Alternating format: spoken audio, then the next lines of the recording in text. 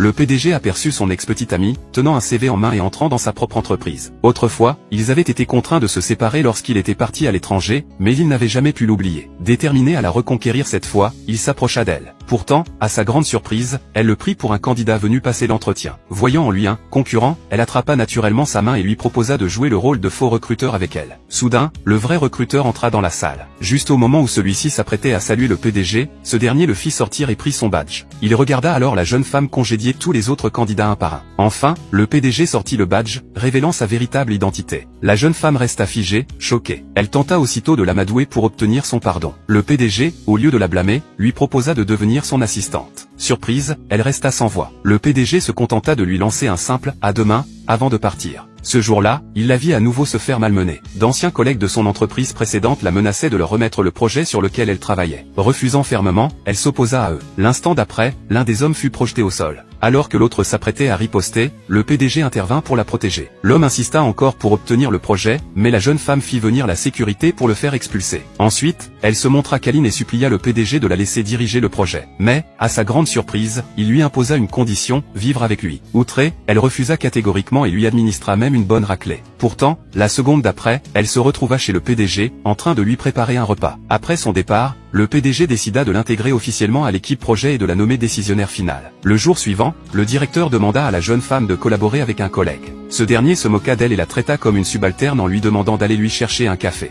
C'est alors qu'elle reçut la notification l'informant qu'elle était désormais la décisionnaire finale, ce qui la surprit énormément. Face aux railleries de l'homme, elle révéla calmement qu'elle était désormais responsable et annonça la rupture du partenariat. Personne ne la crut. Le directeur menaça même de la licencier. Lorsque l'homme leva la main pour la frapper, le PDG surgit et l'arrêta. Ne voulant pas causer plus de problèmes, la jeune femme entraîna l'homme hors de la pièce. Le jour de la cérémonie de signature, tout le monde attendait l'arrivée du décisionnaire. La jeune femme fit son entrée et déclara qu'elle était la décisionnaire. Elle annonça officiellement l'annulation de la collaboration entre les deux parties. Cependant, personne ne la prit au sérieux et ils exigèrent qu'elle prouve sa position, menaçant même de la frapper. C'est alors que le PDG fit son apparition. Il se présenta comme son témoin, confirmant son autorité.